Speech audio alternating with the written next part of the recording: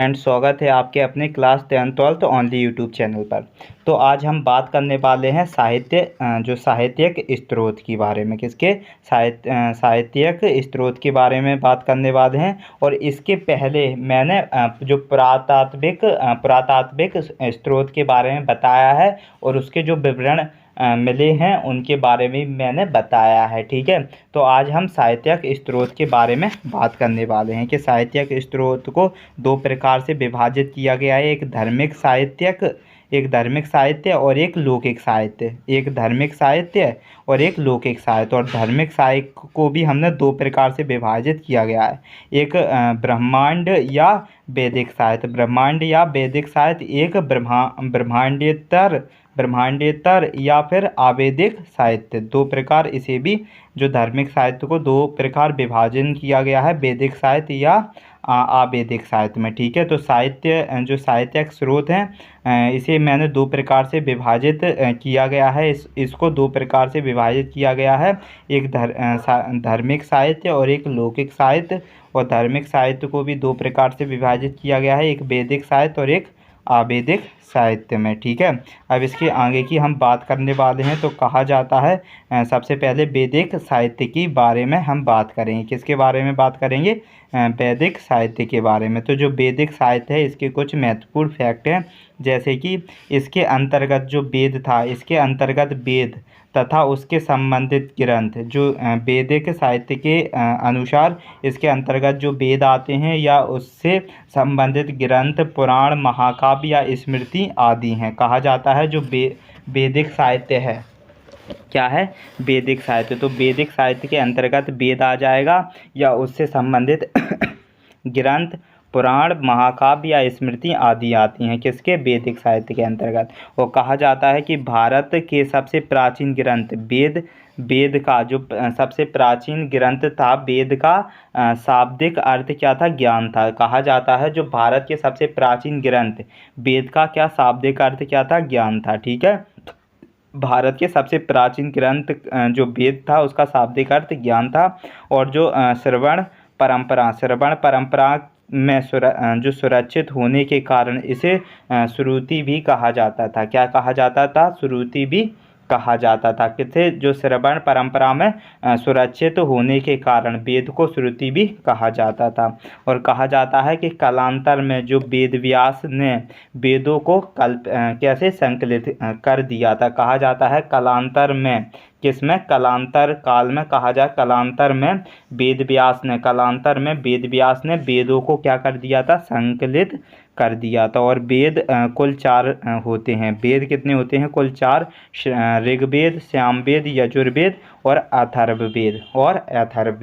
तो वेद कुल कितने होते हैं? वेद कुल 4 होते हैं। कौन कौन से? ऋग्वेद, सामवेद, यजुर्वेद और अथर्ववेद होते हैं। ठीक है, इसके आगे की बात करें, सबसे पहले ऋग्वेद की बात करें हम। किसकी? ऋग्वेद की बात करें तो कहा जाता है जो ऋग्वेद था वो 1500 ईसा पूर्व से 1000 ईसा पूर्व के बीच में चला था। कौन सा? ऋग्वेद।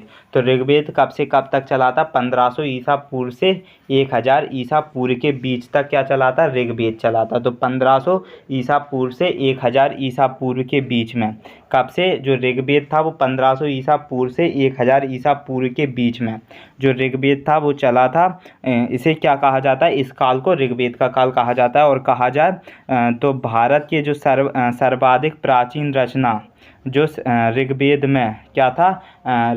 बोलते तो श्रक का जो अर्थ था वो छंदों तथा चरणों से युक्त मंत्र होता है। कहा जाता है जो भारत की जो सर्वाधिक प्राचीन रचना कौन सा? ऋग्वेद में जो ऋग का अर्थ क्या था? ऋग का अर्थ था छंदों या फिर चरणों से युक्त मंत्र था, जिसका ऋग का अर्थ। और कहा जाता है जो ऋग्वेद मंत्रों का एक संकलन जिसे संहिता है कहा जाता है। जो संकलन है जिन्हें यज्ञों के अवसर पर देवताओं की स्तुति के लिए होत या होता कहा जाता है। जो ऋग्वेद को पढ़ता है, स्मरण करता है, उसे होत कहा जाता है, ठीक है। और जो ऋषियों द्वारा उच्चारित किया जाता है, कहा जाता है। जो ऋग्वेद मंत्रों का एक संकलन है, जिन्हें यज्ञों के अवसर पर, कब, यज्ञों के अवसर पर, देवताओं की स्तुति में, देवताओं की प्रजेंटता में होत्र या होता है, होत्र या होता किया जाता है, जिसे ऋषियों द्वारा उच्चारित किया जाता है, जिसे ऋषियों द्वारा उच्चारित किया जाता है। और ऋग्वेद की अनेक संहिताओं में कौन सा, साकल साकल संहिता, साकल संहिता ही उपलब्ध है। जो ऋग्वेद की अनेक संहिताओं में से साकल संहिता ही उपलब्ध है, साकल संहिता ही उपलब्ध है, ठीक है। और आगे बात करें तो जो संहिता है, संहिता, तो जो संहिता है, संहिता का अर्थ क्या होता है, संग्रह, संग्रह, संग्रह, संग्रह या संकलन, संग्रह या संकलन होता है, कहा जाता है। जो संहिता का अर्थ संग्रह या संकलन होता है। और जो कहा जाता है, जो संपूर्ण जो संहिता में 10 मंडल और 1028 क्या हैं, सूक्त हैं, कहा जाता है। संपूर्ण संहिता में 10 मंडल हैं और 1028 सूक्त हैं, 1028 क्या हैं, सूक्त हैं।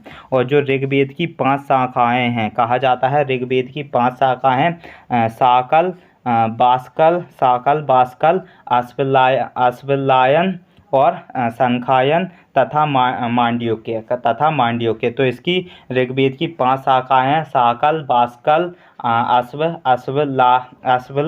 अश्वलायन और संखायन और मांड्यो हैं। ये 5 शाखा हैं। और कहा जाता है जो ऋग्वेद के कुल मंत्रों जिसे ऋचायों की संख्या लगभग कितनी है, 10,060 है। कितनी है, 10,600 है। कितनी है, 10,600 है, 10,600 है। कहा जाता है ऋग्वेद के कुल मंत्रों की जो संख्या, कुल मंत्रों की संख्या कितनी है, 10,600 हैं। कितनी है, 10,600 हैं। कितनी है, 10,600 क्या हैं, जो ऋग्वेदों की मंत्रों की संख्या है। और कहा जाता है कि ऋग्वेद में मंत्रों को उच्चारण करने वाले को होता कहा जाता है। क्या कहा जाता है, होता कहा जाता है। जो ऋग्वेद के मंत्रों का उच्चारण करता है उसे क्या कहा जाता है, होता कहा जाता है। क्या कहा जाता है, होता कहा जाता है, ठीक है।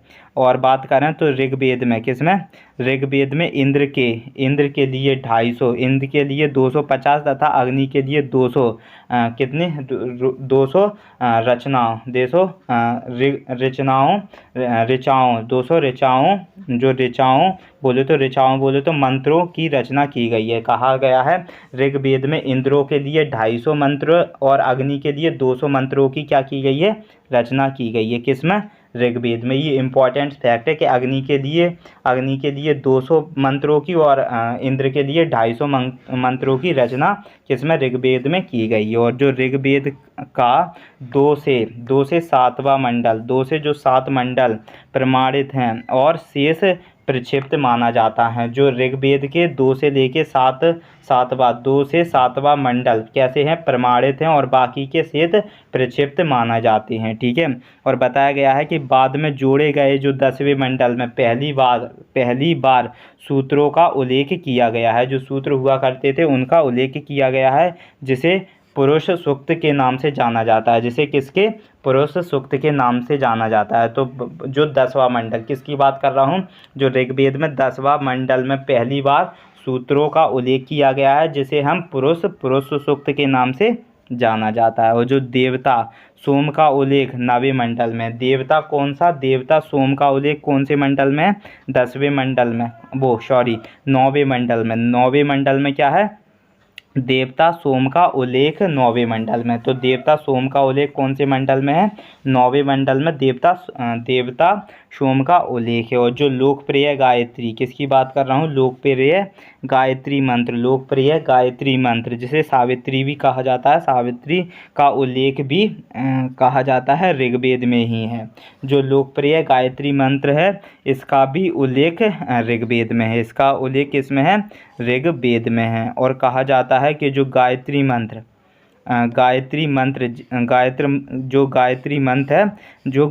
मंत्र जिसकी रचना विश्वामित्र ने की थी। गायत्री मंत्र की रचना विश्वामित्र ने की थी, जिसका उल्लेख तीसरे मंडल में, जिसका उल्लेख कौन से में है, तीसरे मंडल में है। तो गायत्री मंत्र का उल्लेख ऋग्वेद में है और इसकी रचना विश्वामित्र ने की थी, और जिसका उल्लेख तीसरे मंडल में, जिसका उल्लेख कौन से में है, तीसरे मंडल में है। ठीक है, अब बात करेंगे हम सामवेद की। कौन से, सामवेद की। तो सामवेद कब से कब तक रहा था, कि ईसा पूर्व में रहा था। 1000 ईसा पूर्व से 500 ईसा पूर्व के बीच में सामवेद चला था। कौन सा, सामवेद की रचना हुई थी। कौन से, सामवेद की रचना हुई थी। तो साम का अर्थ होता है संगीत या गान होता है। साम का अर्थ क्या होता है, शाम का अर्थ होता है संगीत या गान। ठीक है, इसमें यज्ञों के अवसर पर गाए जाने वाले मंत्रों का संग्रह है। इसमें जो यज्ञों के अवसर पर गाए जाने मंत्रों का संग्रह किसमें मिलता है, सामवेद में मिलता है। और इन मंत्रों को गाने वाला उद्गाता कहलाता है। तो ऋग्वेद को बोले तो ऋग्वेदों का जाप करने वाला, मंत्रों का जाप करने वाला होत्र कहलाता है। ऐसे ही सामवेदों का जाप करने वाला उद्गाथा कहलाता है। क्या कहलाता है, उद्गाता कहलाता है। तो सामवेद मंत्रों का जो गाने वाला उद्गाता कहलाता है। ठीक है, सामवेद के दो मुख्य भाग हैं। एक आर्चिक, क्या है, आर्चिक एवं गान, आर्चिक एवं गान है। तो सामवेद के दो मुख्य भाग हैं, आर्चिक एवं गान। तो सामवेद के दो मुख्य भाग हैं, एक आर्चिक एवं जो गान, आर्चिक एवं गान क्या है, सामवेद के मुख्य भाग, क्या है, मुख्य दो भाग हैं। और जो सामवेद के प्रथम दृष्टा वेदव्यास के शिष्य जैमिनी को माना जाता है। कहा जाता है सामवेद के प्रथम दृष्टा वेदव्यास के शिष्य जैमिनी को माना जाता है। वेदव्यास के जो शिष्य थे जैमिनी को माना जाता है। कौन, प्रथम दृष्ट वेदव्यास के जो शिष्य थे, वेदव्यास के शिष्य जैमिनी को माना जाता है। ठीक है, और जो सामवेद की प्रमुख शाखाएं कौन सी हैं, कैथुमिया, कौथुमिया, जैमिनीय तथा जो रड़ायनीय। ठीक है, जो सामवेद की प्रमुख शाखाएं कौन सी हैं, पहली है कौथुमिया, जैमिनीय और रड़ायनीय। ये सामवेद की प्रमुख शाखाएं, ये क्या है, सामवेद की प्रमुख शाखाएं हैं। ठीक है, आता है कि जो सामवेद में कुल 1549 क्या है, जो मंत्र हैं, 1500 रचाएँ हैं, 1500 क्या है, ऋचाएँ हैं, 1500 ऋचाएँ हैं। ठीक है, तो सामवेद में कुल 1549 मंत्र हैं, 1549 ऋचाएँ हैं। ठीक है, और जिसमें मात्र कितने, 78 ही नहीं है, जिसमें मात्र कितनी, 78, 78 क्या है, नहीं है। और शेष ऋग्वेद से ली गई हैं, और बाकी की जो बची हैं वो किससे ली गई हैं, ऋग्वेद से ली गई हैं। और सामवेद को भारतीय संगीत का जनक भी माना जाता है। कहा जाता है कि सामवेद को भारतीय संगीत का जनक कहा जाता है। और सामवेद में जो मंत्र हैं मात्र 78 हैं, बोले तो 78 ही हैं, और बाकी की किसकी हैं, ऋग्वेद की। और सामवेद में कुल कितनी हैं, बोले तो 1549 क्या है, ऋचाएँ हैं, 1549 क्या है, ऋचाएँ। अब बात करेंगे यजुर्वेद की। किसकी बात करेंगे, यजुर्वेद की बात करेंगे। ठीक है, तो जो यजुर्वेद का अर्थ होता है, यजुर् शब्द का जो अर्थ यज्ञ है, यजुर्वेद जो है, तो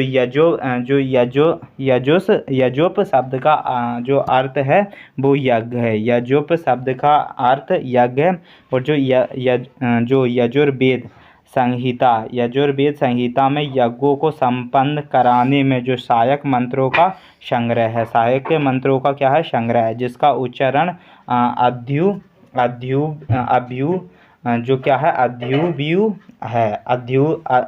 है, अध्वर्यु नामक पुरोहित द्वारा किया जाता है। जिसका उच्चारण किसके, अध्वर्यु नामक पुरोहित द्वारा किया जाता है। कहा जाता है यजुर्वेद को यज्ञों का संपन्न संग्रहालय मंत्रों का संग्रह है। और यजुब का अर्थ क्या है, यज्ञ है। ठीक है, और इसका जिसका उच्चारण क्या है, उदरव्यूह है, उदरव्यूह नामक पुरोहित द्वारा किया जाता है, उदरव्यूह नामक पुरोहित द्वारा किया जाता है। यह गद्य पद दोनों शैली में है। जो यजुर्वेद है वो गद्य और तथा पद दोनों शैली में है। यजुर्वेद गद्य पद दोनों शैली में है। जो यजुर्वेद है वो गद्य पद दोनों शैली में है। और यजुर्वेद कर्मकांड प्रधान वेद है। यजुर्वेद कैसा है? यजुर्वेद कर्मकांड प्रधान वेद है। जो यजुर्वेद है वो कर्मकांड प्रधान वेद है। कैसा है? कर्मकांड प्रधान वेद है। इसके दो भाग हैं। पहला है कृष्ण यजुर्वेद और शुक्ल यजुर्वेद। जो यजुर्वेद है इसके दो भाग हैं। कौन कौन से भाग हैं इसके? कहा जाता है यजुर्वेद के दो भाग हैं, कृष्ण यजुर्वेद और शुक्ल यजुर्वेद। और शुक्ल यजुर्वेद दो भाग हैं। किसके किसके हैं? यजुर्वेद के। ठीक है, तो कृष्ण यजुर्वेद की जब हम बात करेंगे, कृष्ण यजुर्वेद की किसकी बात करें? कृष्ण यजुर्वेद की। तो कृष्ण यजुर्वेद में इसमें छंद वृद्ध मंत्र तथा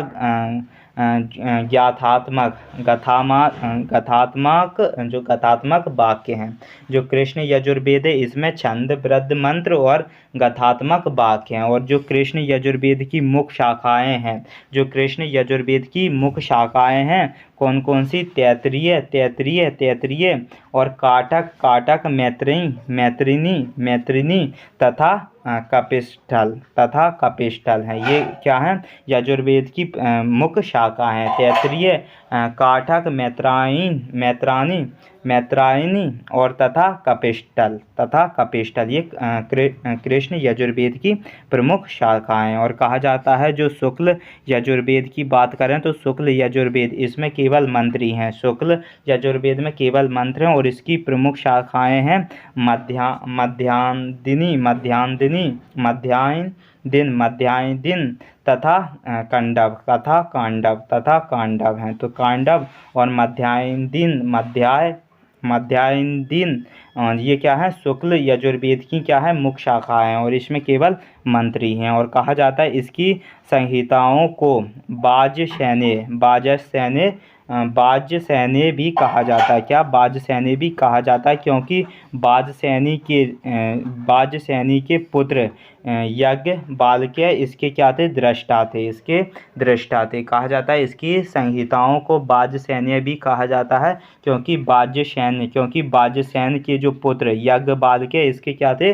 दृष्टा थे। क्योंकि जो बाज्यसेन के पुत्र याज्ञवल्क्य इसके दृष्टा थे। तो इसकी संहिता को बाज्यसेन भी कहा जाता है, क्योंकि जो बाज्यसेनी के जो पुत्र याज्ञवल्क्य इसके दृष्टा थे। और इसमें कुल 40 अध्याय हैं। इसमें कितने हैं? कुल 40 अध्याय हैं। अब बात करेंगे अथर्ववेद की। किसकी बात करेंगे? अथर्ववेद की जब हम बात करें तो अथर्ववेद को उपयुक्त तीनों संहिताओं कहा जाता है। जो अथर्ववेद है, अथर्ववेद किसकी कहा जाता है? अथर्ववेद इसके उपरोक्त तीनों संहिताओं जहाँ परलोक संबंधित विषयों का प्रतिपादन करती है, वहीं अथर्ववेद संहिता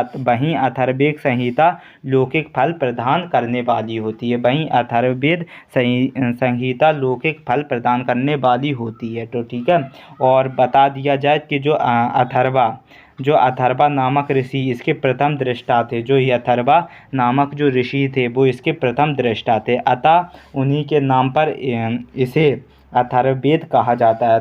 अतः उन्हीं के नाम पर इसे अथर्ववेद कहा जाता है, क्योंकि अथर्वा नामक ऋषि इसके प्रथम दृष्टा थे। अतः उन्हीं के नाम पर इसे अथर्ववेद कहा जाता है। किसके नाम पर? अथर्वा नामक एक ऋषि के नाम पर। ठीक है, और इसके जो दूसरे दृष्टा अंगीरस ऋषि के नाम पर इसे क्या कहा जाने लगा? अथर्वा गिड़स सावेद। अथर्वा गिड़स वेद भी कहा जाता है। इसके जो दूसरे दृष्टा अंगीरस ऋषि थे, अंगीरस ऋषि के नाम पर इसे अथर्वा गिड़स वेद भी कहा जाता है। अब बात करेंगे अथर्ववेद। जो अथर्ववेद है, अथर्ववेद में कहा जाता है जो अथर्ववेद उस समय का कहा जाता है। जो अथर्ववेद है, अथर्ववेद उस समय के समाज का चित्र मिलता है, जो अथर्ववेद में उस समय का क्या समाज का चित्र मिलता है जब आर्यों ने अनार्यों के अनेक धार्मिक विश्वासों को अपना लिया था। कहा जाता है जब आर्यों ने अनार्यों के अनेक धार्मिक विश्वासों को अपना लिया था। तो अथर्ववेद में उस समय का समाज का चित्र मिलता है। ठीक है, अब बात करेंगे अथर्ववेद की दो शाखाओं के बारे में। तो अथर्ववेद की दो शाखाएं कौन कौन सी हैं?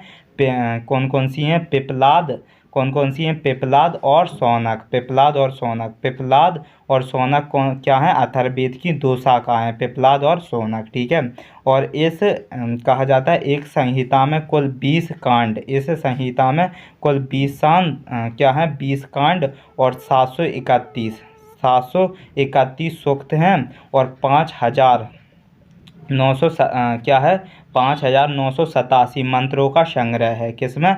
अथर्ववेद में। तो और इसमें लगभग 1200 मंत्र ऋग्वेद से उद्गृत हैं, बोले तो लिए गए हैं। तो कहा जाता है कि जो अथर्ववेद है इसमें इस संहिता में कुल 20 कांड, अथर्ववेद में इसमें कुल 20 कांड, 731 सूक्त हैं और 5,987 मंत्रों का संग्रह हुआ है अथर्ववेद में, और 1200 मंत्र ऋग्वेद से उद्गृत बोले तो लिए गए हैं किसमें? अथर्ववेद में। और इसकी जो कुछ बोले तो ऋचाएँ, इसकी कुछ ऋचाएँ यज्ञ संबंधी ब्रह्मा विद्या विषयक होने के कारण इसे ब्रह्मा वेद भी कहा जाता है। क्या कहा जाता है? ब्रह्मा वेद भी कहा जाता है। तो इसकी कुछ क्या है? ऋचाएँ यज्ञ संबंधी और ब्रह्म विद्या विषयक होने के कारण, किसके? ब्रह्मा विद्या विषयक होने के कारण इसे ब्रह्म वेद भी कहा जाता है। क्या कहा जाता है? ब्रह्म वेद भी कहा जाता है। लेकिन इसे किसमें कहा जाता है? लेकिन इसके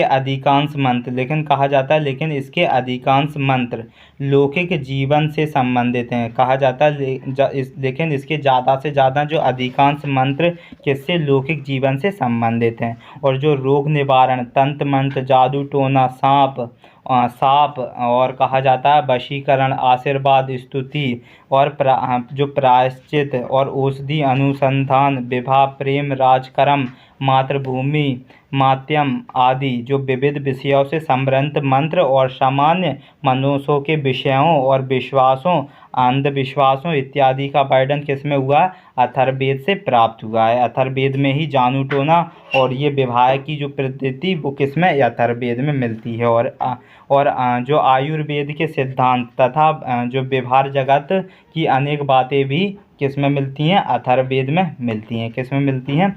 अथर्ववेद में मिलती हैं। किसमें मिलती हैं? अथर्ववेद में मिलती हैं। अब बात करेंगे ग्रंथ के बारे में। किसके बारे में? ग्रंथ के बारे में बात करेंगे। तो ग्रंथ को देख लेते हैं। ब्राह्मण ग्रंथ की बात करें तो ब्राह्मण ग्रंथ की जो रचना यज्ञादि विधाओं का प्रतिपादन तथा उसकी क्रियाओं को समझने के उद्देश्य से की गई है। किसकी? ब्राह्मण ग्रंथों की रचना। और ब्रह्मा का जो शब्दार्थ होता है वो यज्ञ है, और यथा यज्ञ विषयों के प्रतिपादन ग्रंथ ब्राह्मण कहे गए हैं। जो यज्ञ विषयों के प्रतिपादक ग्रंथ हैं उन्हें ब्राह्मण कहे गए हैं। क्या कहे गए हैं? ब्राह्मण कहे गए हैं। और ग्रंथ जहाँ स्तुति प्रधान है, ग्रंथ की जहाँ स्तुति प्रधान है वहीं ब्राह्मण ग्रंथ विधि प्रधान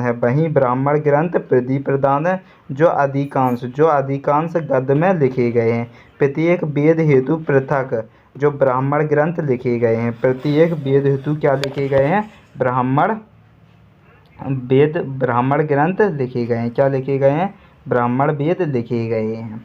आरण्यक ग्रंथ की बात करें तो इनकी जो आरण्यक इसकी रचना अरण्यों अर्थात वनों में पढ़ाए जाने के निमित्त होने के कारण इन्हें आरण्यक कहा जाता है। इन्हें क्या कहा जाता है? आरण्यक कहा जाता है।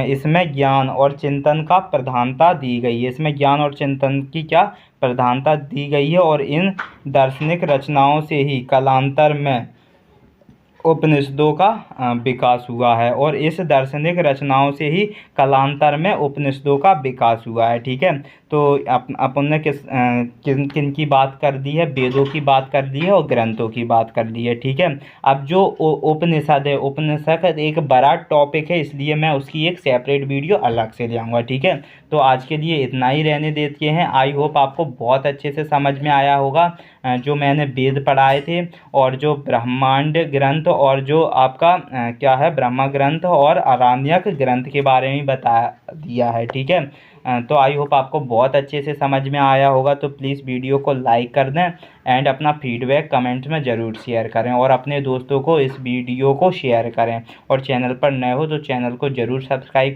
कर लें और बेल आइकन को ऑन कर लें। ठीक है, तो आज के लिए इतना ही, मिलते हैं नेक्स्ट वीडियो।